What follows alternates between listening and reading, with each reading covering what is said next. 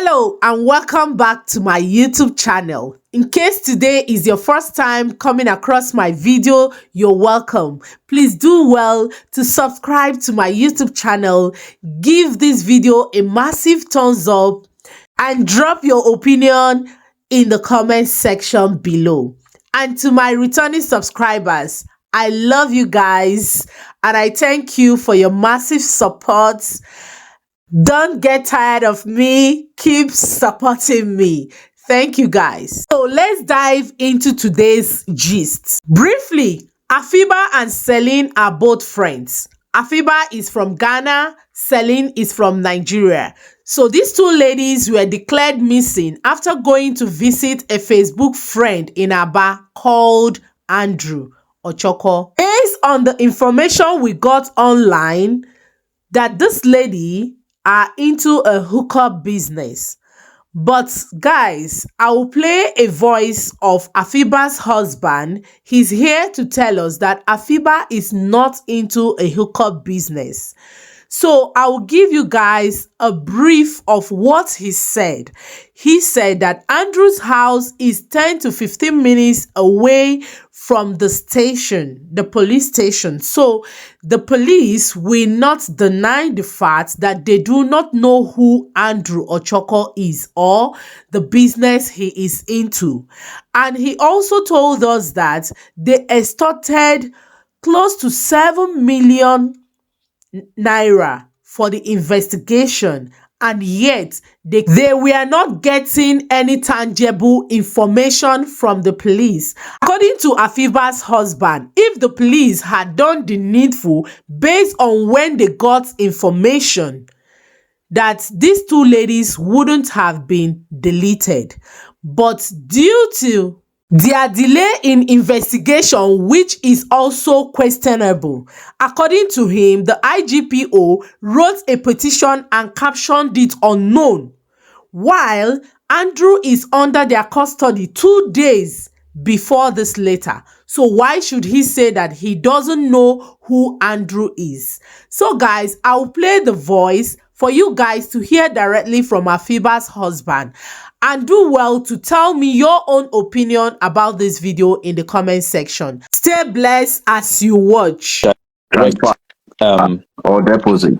How do you say that? Okay. We made it known that we made a direct order. We ordered the police.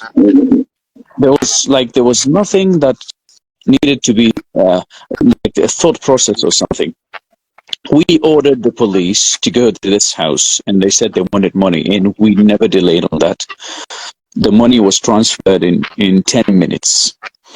And I was in direct contact with these police people, and one of them is Commander Oracle. I'm saying his name online. Commander Oracle. That guy told me that he's taking care of the case and that it could be that my wife kidnapped herself, and he was saying a whole lot of stories. What I said is, this money is for you guys to go to his house, arrest him, and question him. There's nothing wrong about that. We didn't tell you to go and kill him. We didn't tell you to go and put him in jail. Nothing. Just go and ask him, where are the ladies? And when he proves that he's not a suspect, then release him. We don't hate no one, but we need to question everyone in this. And so Oracle went with Celine's sister, and she saw Andrew's car in his yard, and she said, let's enter this house. And the police searched everywhere around the house except that house. So they knew what that Andrew was up to, or what he was doing before. And then they told her that they will come in the same day, but around 3 a.m. to go and search that house. They can't do it now during the day. They will have to do it in the night. And the reason they said that is for that Celine's sister to leave them. So when she left, they told her that we searched the place and we didn't find anything. Meanwhile, Andrew was there comfortably, and probably my wife and Celine were still in there, because that was only 2 days after the kidnap. That was only 2 days after the message sent by Afiba saying kidnapped by Andrew and sending her location. So in no country on the planet, you tell someone to do something, you give them the location itself, and they tell you we didn't find anything. I'm showing you the suspect. I'm showing you the criminal. What is it? It's literally 10 minutes away from their station. Andrew's house is 10 or 15 minutes away from the station. I'm telling you, go and arrest him. You lie to me, you take money from me, you keep taking money from me and from other people, and you don't do anything about it. This is complete BS. I don't know Complete what word I can describe this, but this is, I don't think it would happen in any country on the planet. I don't think it would happen anywhere. And we had contacts, and we started making like inquiries. We want to send a squad to take care of this case, because the Umayyah and Aba people are not doing what they have to do. And what happened is, we send a squad, and the squad takes a week, and they don't report back to us. I don't know what's the reason. And then I tell the guy that I mentioned the name to you, this is what is at hand. Your girlfriend was supposed to be at the station. She needs to be questioned. She left Port Harcourt to Abuja. She fled. The day they asked her to question her, she fled. I mean, and she has reason. Maybe she was thinking that she doesn't trust the police, you know? She wanted to flee because maybe the police would do something and hurt her. But why off your phone, your line? Why report to the family 48 hours after the kidnap that they were kidnapped? Yeah. Why 2 days? Why didn't you report the same day, second? And so, yeah, you just fled. Okay, you were in danger. And the boyfriend starts calling me and asking me for giving him the account or the people that we sent the 2 million naira to, which is the previous squad. So he retrieves the money from them. So indirectly, he's telling me, give me 2 million. Right? Not indirectly, even directly. Like, he's telling me, give me the account of the squad that you sent, and we would question them, and we would retrieve the money from them. And I said no, because I wasn't the guy, I wasn't the person who sent that money. It was a friend of mine.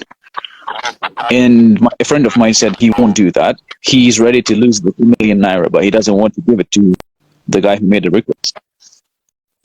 And so this boyfriend, who's not a regular person, I don't know if he's into politics, but he's not someone regular. He's an old person. He's not someone regular. He's not he's not a normal citizen, you know. He has some power in Nigeria. So he made requests, and he sends another squad, and he tells me, you have to send 2 million naira, you have to send 2 million naira, and if you don't send it, the squad will not move, and there are going to be 20 people armed with their cars. They will move from Abuja to Umayyah. And so I say, listen, mate, we don't have this amount, and we really spent a lot of money. We spent over 7 million naira since the beginning. So, yeah. So this police has, yeah. Just write it down. That's what the families and the families of these come here to establish that this case Yes, system error and fraud. It's Because a there were case of corruption. system. They were It's a case of a extorting money corrupt from system. the Yep. families. And we need to know who finally, though he has given us that lead. We said it here, who invited those police. And this case will also help the Nigerian police. Let me say why. It has been established now that even the IG does not have hand in this nonsense. That is the truth. It is not. I've been saying it. Don't have any hand in this nonsense. So there were people who did this. And we were told that the IG was the one who authorized all this. Now let me say something. We never believed all this since day one. That's what I want to tell you. We never believed any of this, whatever the police told us. But we just took it, this is what is at hand. Let's deal with it. But it never made sense. It never made sense. I would just hop in a taxi or just meet Nigerians at work and I just tell them the story and they tell me, you know what? Nothing makes sense.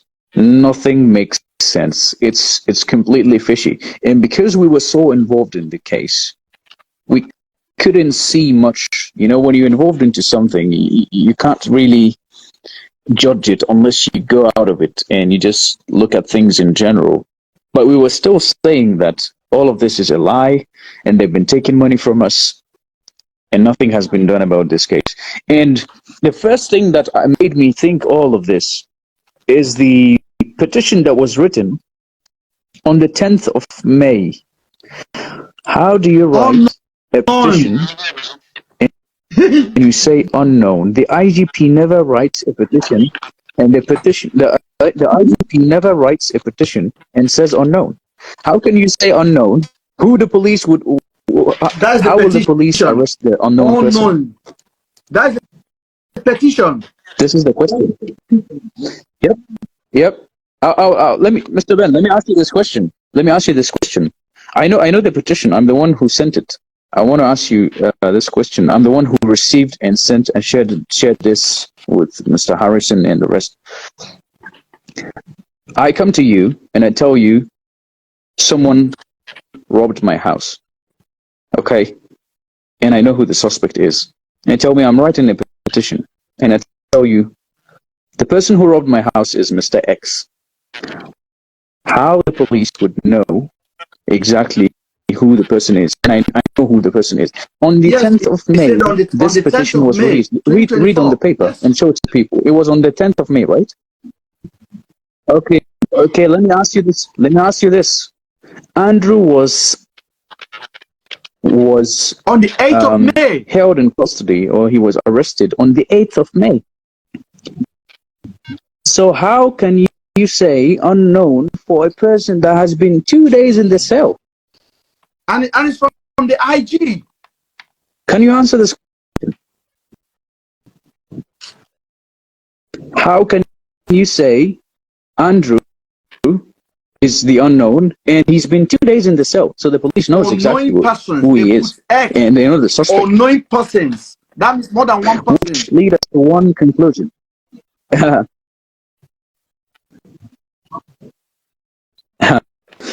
Which lead us to one conclusion, which is myself suspecting the people I came on the live with just added to. I suspected two people. It was Afiba's friend and her boyfriend. Because she knew about the case. She's the one who fled. She's the one who threatened me when I said these things. And her boyfriend was calling me like 3-4 times a day. I never picked his calls. He called me from different numbers. Also understand that Celine I never picked. Deactivated her Facebook in Port Harcourt before they left. Yeah. Please let me correct this.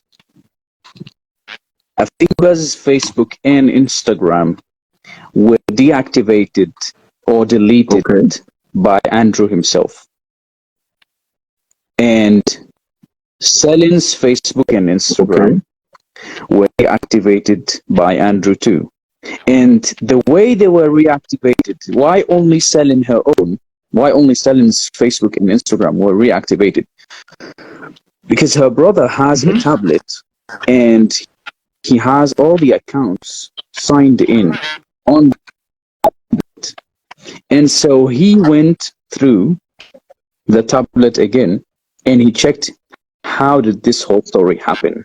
If she had any messages from Andrew, and it happened to be that she had a message from Andrew, that video that was saying, "Hey Celine, how are you? Do this, that," but there was nothing like 1 million naira, and all that stuff. Nothing of that sort. So when I called the police, and I have the numbers, the people of Umaya, I told them, why are you guys dragging this so long? This is very obvious. And they said, Celine released a Snapchat yesterday, and she's been coming online and all that stuff. I said, Mr. Officer, can I tell you that you're not smart for me not to say something else? And he said, you are trying to insult me. Let me not pick your calls again. I said, let me tell you something. Celine's brother is the person who has the tablet, and he's the one who reactivated those things. And he said, how do you know? And I said, that shows that you don't know nothing and you're not listening. We are giving you truth. You're deciding to do your own. And, just hide and cover up. And so the next day, they asked Celine's brother to come, and they seized the tablet. The police seized the tablet and all the evidence that the family had. Why would you seize a tablet that has all the evidence and you never return it back? So this is a question I want to ask the police too.